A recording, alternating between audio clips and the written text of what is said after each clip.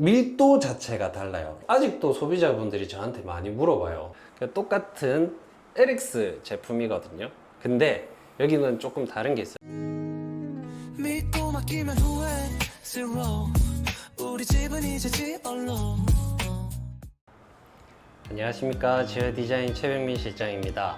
오늘도 인테리어가 완료된 현장이 있어서 이렇게 찾아뵙고요. 여기는 범천동에 위치한 경남 아파트입니다. 23평형이에요. 평수는 그렇게 넓지 않아서 조금 제약이 많기는 한데 화이트 앤 우드 계열로 지금 인테리어를 완료했거든요. 하나씩 보시면서 설명드릴게요. 자, 여기는 현관이거든요. 현관의 신발장 같은 경우에는 예림 럭스 제품이고요. 매트밀크 화이트에 제이바 아이보리 제품 사용을 했고, 여기는 소형 평수 옛날 아파트들이 다 보통은 이렇게 돼 있어요. 그 중문이 없거나 이런 상황이 많은데 여기도 중문이 없었는데 기역자 파티션을 하면서 3년동 중문을 넣었거든요. 여기도 우드 계열로 해서 예림 3년동 슈퍼슬림 3년동 제품을 넣었다고 생각을 하시면 됩니다. 자, 여기는 거실이거든요. 거실에 제가 많이 했죠.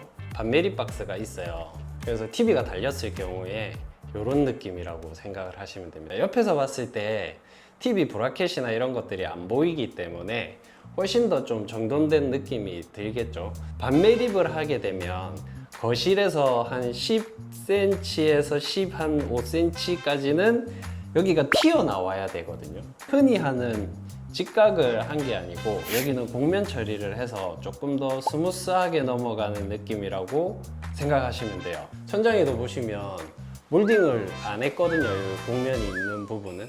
그래서 이게 이제 무몰딩 형태라고 생각을 하시면 되고, 기존의 오래된 아파트들 같은 경우에는 콘크리트 벽면에 천장이 있을 경우에는 무몰딩을 하면 굉장히 선이 좀 보기 싫어요. 근데 이렇게 목 작업을 했을 때는 선이 간결하게 일자로 쫙 나오거든요. 그래서 무몰딩이 가능하다라고 생각을 하시면 되고, 여기도 이 곡면이 있는 이 부분은 목 작업을 했기 때문에 무몰딩으로 했고, 나머지 부분은 다 몰딩이 조그만하게라도 들어가 있습니다. 여기가 조금 작은 곡면이죠. 여기서 출발을 해서 저쪽에 가면 또 큰 곡면이 있어요. 이쪽에 보시면 여기가 이제 크게 돌아가는 곡면이죠. 여기는 내력벽이 있어서 철거를 못해요. 여기. 그래서 철거를 못하는 벽을 활용을 해서 여기도 곡면을 넣어주고 저쪽에 작은 곡면을 넣어주고 중간에 TV가 그런 밸런스가 어느 정도 좀 잘 맞다고 생각을 하시면 돼요. 자, 여기는 거실 확장 부부거든요. 샤시나 이런 것들을 다 교체를 했어요. 똑같은 LX 제품이거든요. 근데 여기는 조금 다른 게 있어요. 앞전에 현장에서 보암동 같은 경우에는 제작창을 사용을 했기 때문에 이런 스티커가 없었는데 이번에는 보지 못했던 스티커가 붙어 있습니다. 여기 보시면 10년 무상보증 스티커가 붙어 있죠. 이거는 뭐냐면 본사 완성창으로 나오고 본사 직시공을 했을 때 10년 보증을 해줘요. 아, 실장이 보증하는 게 아니고? 제가 보증하는 게 아니고 LX에서 보증을 해줍니다. 그렇지. 그래서 제작창 같은 경우에는 제작을 한 업체에서 AS를 해주는 거고요. LX 완성창 같은 경우에는 LX 본사에서 하자 보증을 해주는 거예요. 근데 금액에서 차이가 조금 납니다. 완성창이 조금 더 비싸다. 하지만 AS 부분이나 이런 건 좋기 때문에 조금 더 마음의 심신의 안정을 찾을 수 있다라고 생각을 하시면 돼요. 실장님, 여기 등이 조명이 많네요, 여기는.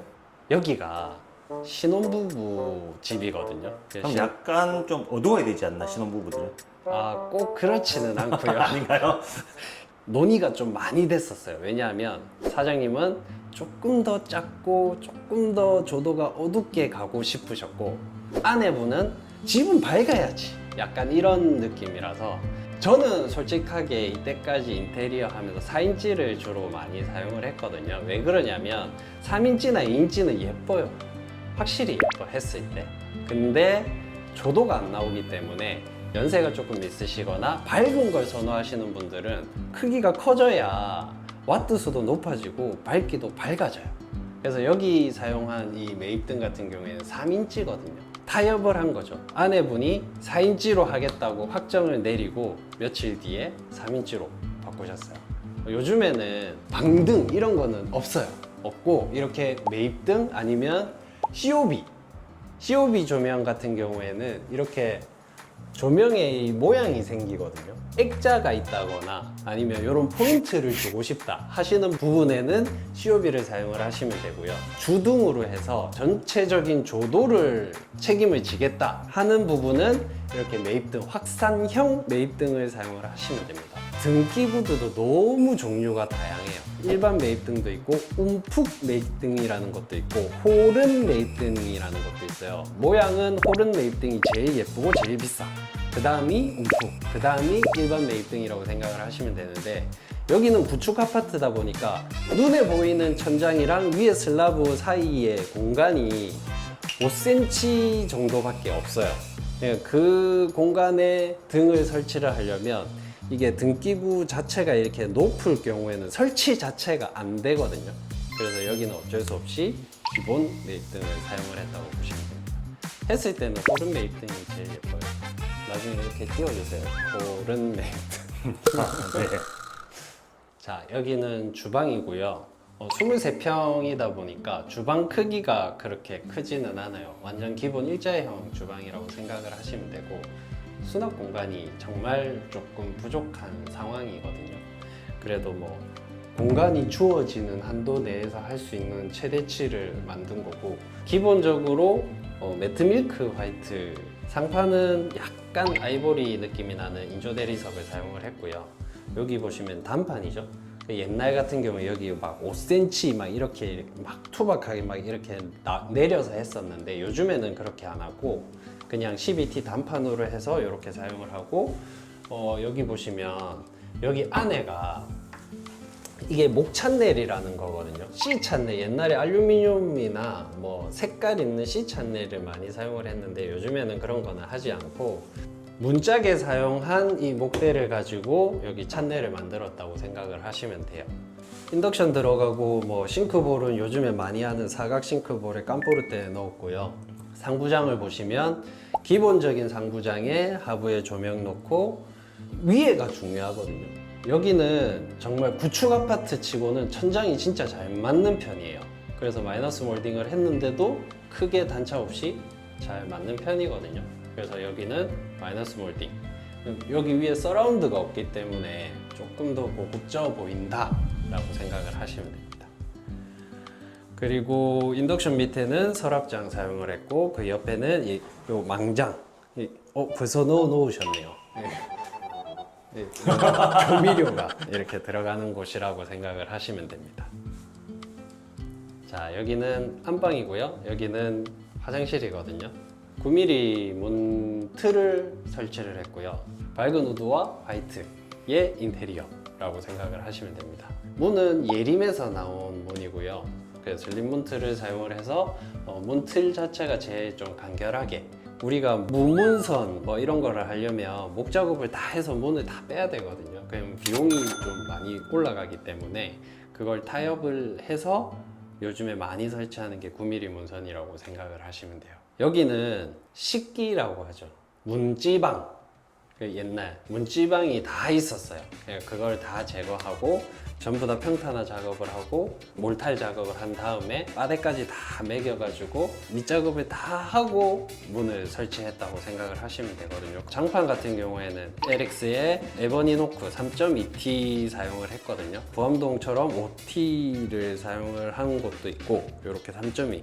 자가 같은 경우에 아직도 찾아오셔서 1.8T는 얼마예요? 하시는 분들이 있는데, 1.8이나 2.2는 세주는 집에서 보통 많이 사용을 하신다고 보시면 되고, 자가인 경우에는 적어도 3.2T 이상 사용하는 걸 추천드립니다. T가 티스푼 T. 티스푼이 아니고요. 두께를 얘기하는 거예요. 우리 집은 이제 지얼로 자, 여기는 화장실이거든요. 요즘에는 거의 기본이라고 생각을 하시면 돼요. 600에 600 사이즈 포세린 타일을 보통은 사용을 하신다고 보시면 되고, 아직도 소비자분들이 저한테 많이 물어봐요. 300에 600에 300에 300 하면 안 돼요 하시는 분들 많거든요. 600에 600 사이즈하고요, 작은 사이즈하고는 밀도 자체가 달라요. 600에 600 이상이 되면 밀도가 고밀도이기 때문에 수분 흡수율이라는 게 좀 낮은 편이거든요. 우리가 샤워를 하고 물을 썼을 때 물이 튀기겠죠? 다시 말리는데 걸리는 시간이 달라요. 표면상에는 마른 것처럼 보입니다.